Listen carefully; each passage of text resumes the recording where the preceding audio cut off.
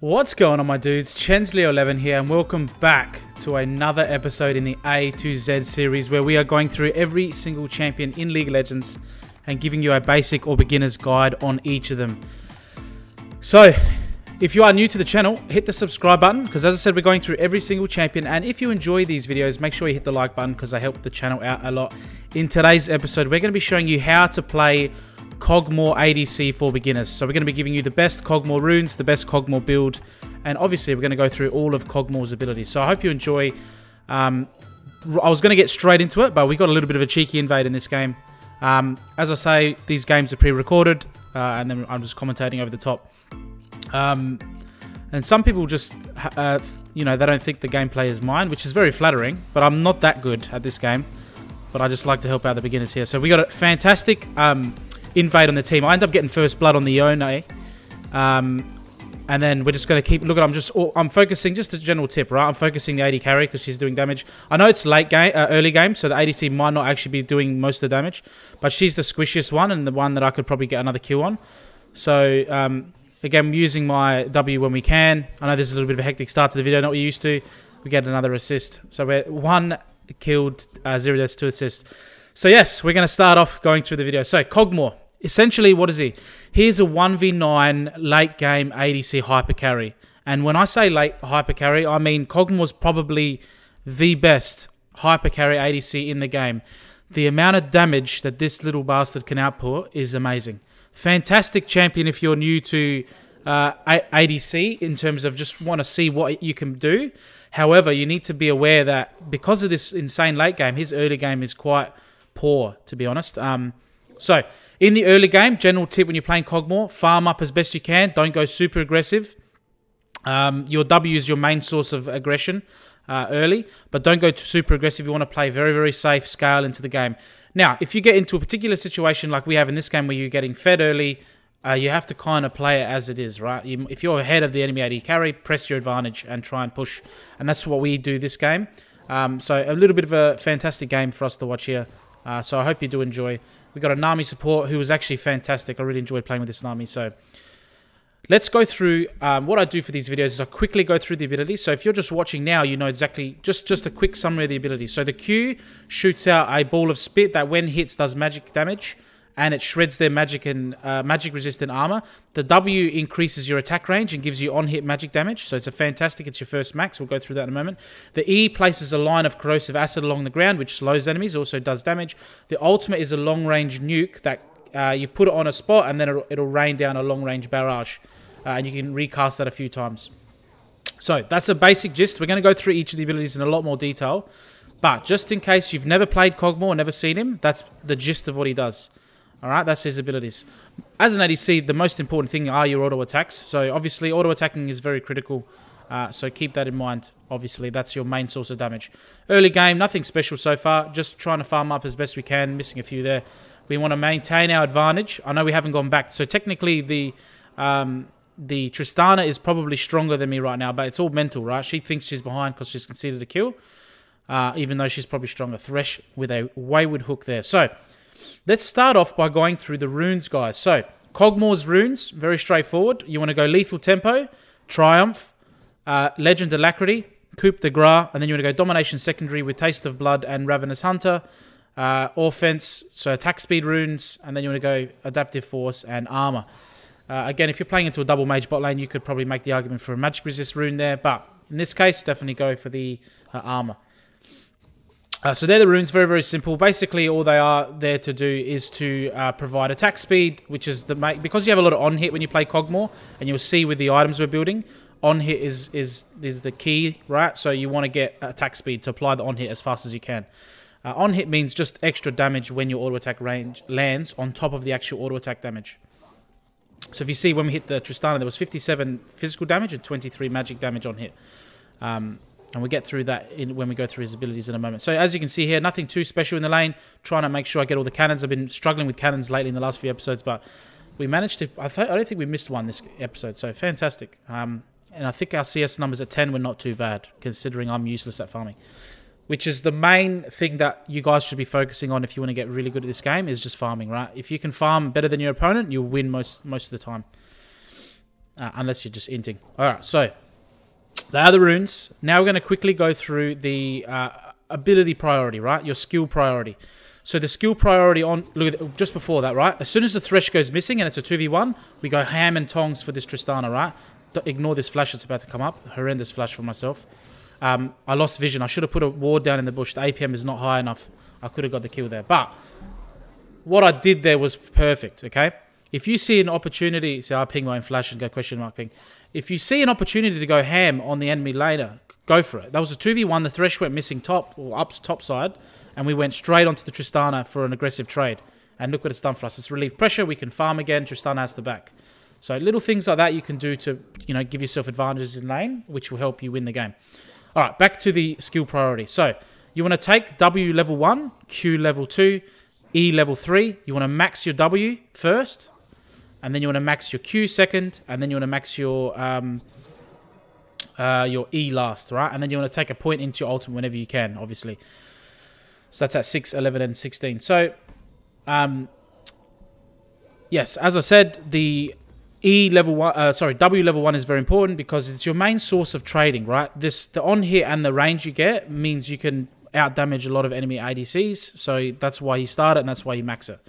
Q second for the shred, and also you get bonus attack speed as well as a passive. We'll go through that in a moment as well. So I'll put everything up on the screen as well, like I do normally with these videos. But that is the gist of the abilities. Nice little dive from the Lease in there, getting right in there and slapping that mid laner. So next we're going to go through the build. Now the build obviously changes. If you follow the series, the Kled video I uploaded the other day, the build has changed already, right? Because Gordrika got nerfed, so the build may change. But the point of these videos is to go through the abilities and the runes. Normally the runes don't change very often. However, at the current stage, these are the best. This is the best build. Now, you can go... Now, what I've done this game and what I'll put on the screen is a shield bow rush, which is what I personally like doing because I like to get the mythic passives going. You can also just go straight into Wit's End and then next go the Runan's Hurricane, but I like getting a mythic passive going, and then I'll go Wit's End, then the Hurricane. So we're going to rush Immortal Shield Bow first, then we're going to go Wit's End, then Runan's Hurricane. You also want to rush your Berserker's Greaves again because KogMaw has a lot of on-hit damage. Attack speed is actually quite good here. So you can see how they're split up a bit. So we go straight onto the Thresh to do some poke damage, and you can see we nearly burst him out.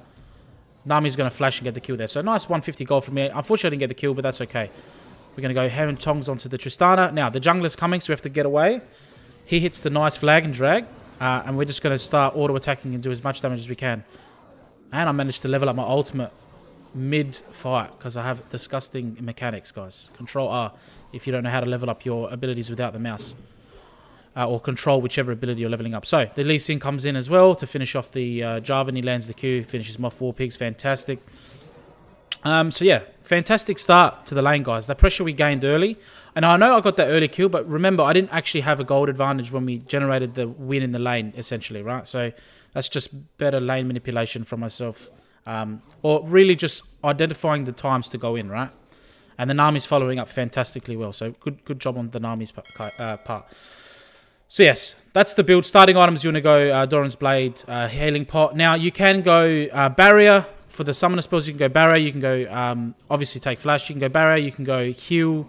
You can also go Exhaust, I've seen. I like Heal because I'm used to it as an ADC, and I didn't want to muck around with experimenting, but it depends on the ADC you're playing. High attack speed with a lot of lifesteal ADC, which is generally most of them, you can go Exhaust and shut them down early. If you have a nice healer on your team as well. Nami has a lot of healing, but I wanted to go heal this game because I'm very comfortable with the heal. So, that are the build, that are the runes, that is the ability order. So now we're going to actually go through all the abilities in a lot of detail here. So we're going to start off with KogMaw's passive, which is called Icarthian Surprise. Now, this passive, to be honest, is not very good, but it's something you should know about, right? So upon taking fatal damage, KogMaw remains active for 4 seconds, so you can control your champion just like a Scion passive if you've ever played Scion. You can't basic attack, you can't use ability, so that's what's different about Scion. You are immune to Carrot control, and you're untargetable. You gain 40% movement speed, and basically at the end of the duration, you explode, dealing true damage to all nearby enemies. So basically, when you die, you turn into living bomb, and you just run after people and try and explode near them. Now, what I would suggest you do with this passive, ideally you shouldn't ever have to use this passive, which is why I don't think it's a very good passive. But if you do die and you can't help your team get an assist or a kill, go straight for minions and get yourself some CS. But if they are low, try and get a kill with the ultimate, with your passive, which is, if used correctly and you do end up getting a kill with it, it's a fantastic, nice little second chance you get there with when you play KogMaw. Because he doesn't have a lot of mobility, you tend to die a little bit more if you're out of position, because 99% of KogMaw's ability and how hard he is to play is all positioning. His abilities are not hard to use. His kit is simple to understand. I just see them going aggressive, so I think, is the jungle coming? But the Nami's got good map awareness, sees Java on top, so we can go ham and tongs. But yes, 99% of KogMaw's difficulty is his is your mechanics with auto attacking, and it's your mechanics with positioning. So I ping to go in, and then we go ham and tongs after the Tristana. Look at the auto attack. She uses a heal, but we don't quite get it. The Nami's going to heal me up. Thresh can't really heal too well, so we can do an aggressive trade like that and end up going out ahead on top. So look at that. We're pressing our advantage as hard as we can. We're making it very, very difficult for them mid-bot lane to lane, and which is something unique that doesn't happen often when you play KogMaw. Usually you're the one getting pushed in because he's weak early. But if you do get ahead, make sure you don't sit too passive, because you'll waste your advantage. So that's the passive, guys. I might put an example on the top left. Next, we're going to go through the Q, which is called Caustic Spittle. Caustic Spittle. Let's see what happens here. I think Thresh is going to go for the hook. No, he doesn't. So Caustic Spittle has a passive and an active component. Now, the passive I mentioned earlier just gives you bonus attack speed. So the more you level it up, you just gain bonus attack speed.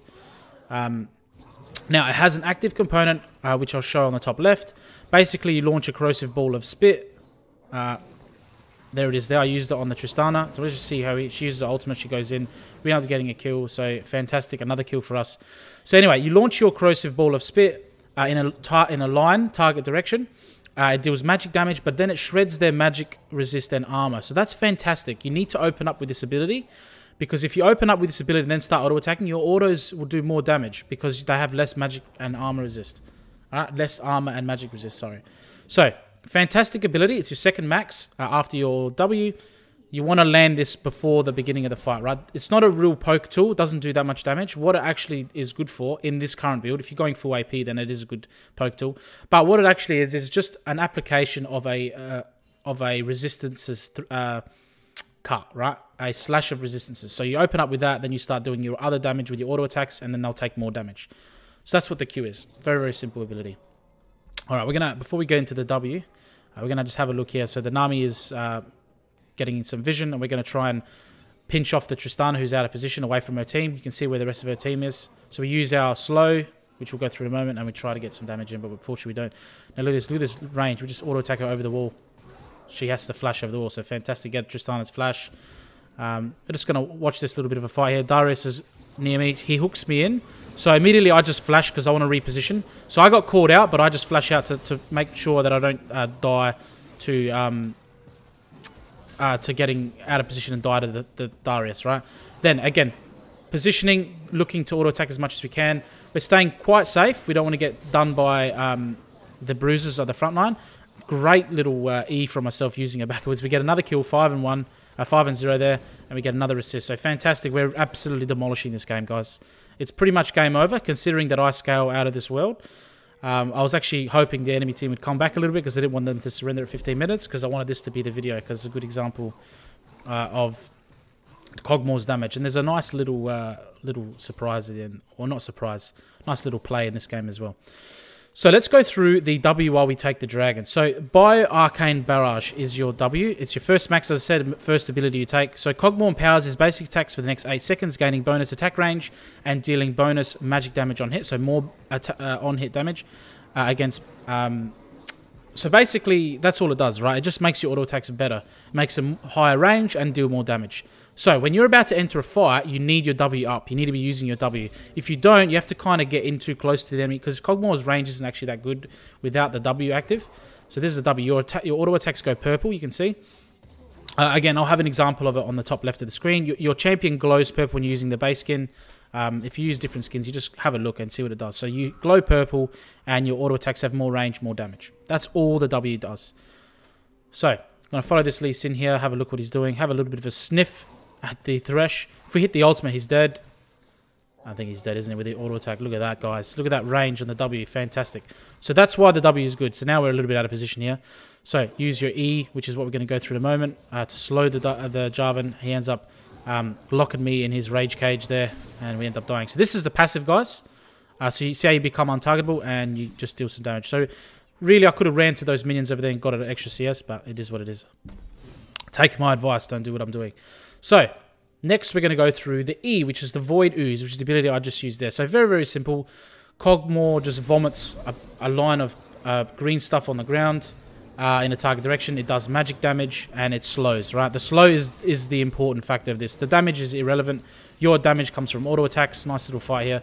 So you use it to peel yourself. You use it to slow down enemies that are coming towards you or chasing you, or you can use it if you're trying to chase someone to slow them. You use it. Actually has a quite big range. And the slow is actually quite significant later on in the game. It is your last max, so for most part, it's going to give you a 20% slow. As you level it up, it gets all the way to 52%, which is quite significant. But at the early game and most of the game, it'll only be a 20% slow, which is not insignificant. It does help. So there's no real objectives on the board. Team's kind of like mucking around here, trying to get kills in their jungle, so I'm just going to push out, get my CS numbers up. What's that? 100 CS at 16? Not bad, not too bad. And then we're going to try and get this tower as well. Get another wave in the tower. So you can see there's a nice team fight here. Ideally, when you're playing KogMaw, you should be just basically mid where my Nami is. So Nami is actually in the correct spot. Excuse me. A bit of toast for breakfast coming up there. So you want to sit mid and just siege mid. And that way you can roam to the other lanes and to all the team fights, right? If you're stuck in a side lane and the fight breaks out top, which it did, I can't get there. So I just have to keep pushing. The reason why I did this is because we're so far ahead and I just wanted to get this tower so I can not worry about it and get myself even further ahead. So that is the E, guys. Very, very simple ability. It's a slow. Use it for peeling. That's pretty much it. The damage is not really relevant. It does damage. Remember that. It's not bad in the early game for poke, but you will run out of mana if you spam all your abilities for no reason. So the next ability is the ultimate, which is called Living Artillery. KogMaw launches a ball of acid in the air that drops to a target location after 0.6 seconds, granting true sight of the area before dealing magic damage to enemies upon impact. So this damage is increased by 0 to 50% of the base missing health of the target. So it does more damage when they're lower. So keep that in mind. It also, the damage is doubled if the enemy is at 40% max health. So if they're below, if they've lost 60% of their health, it does double damage. So that's why you see me using it really late to finish off targets if they're out of my range. So like the Tristana's a good time here to use the ultimate, right? Let's see if I actually do it. See, I use the ultimate in front, bang, she's dead. I start turning around immediately because I know it's going to kill because it does all that damage. It scales with how much missing health, but then it's doubled again if they're below 40%, right? So fantastic ability. Now you can see you can recast it. You can actually recast it a few times. It adds 40 mana each time you cast it, so you can quickly run out of mana if you're spamming this. It caps at 400 mana each cast. So I only really use it if I'm finishing off targets. I normally just stick with auto attacks with my W. Alright, you can see here we got our shield bow now. So once you get shield bow, you're very, very safe, right? You got that extra layer of protection with the shield bow passive, and it's fantastic. So you can play a little bit more aggressive. You need to be careful though. Positioning is king. Positioning, positioning, positioning. If there's one thing I want you to take away from this video, positioning. Make sure you're at the back of the fights.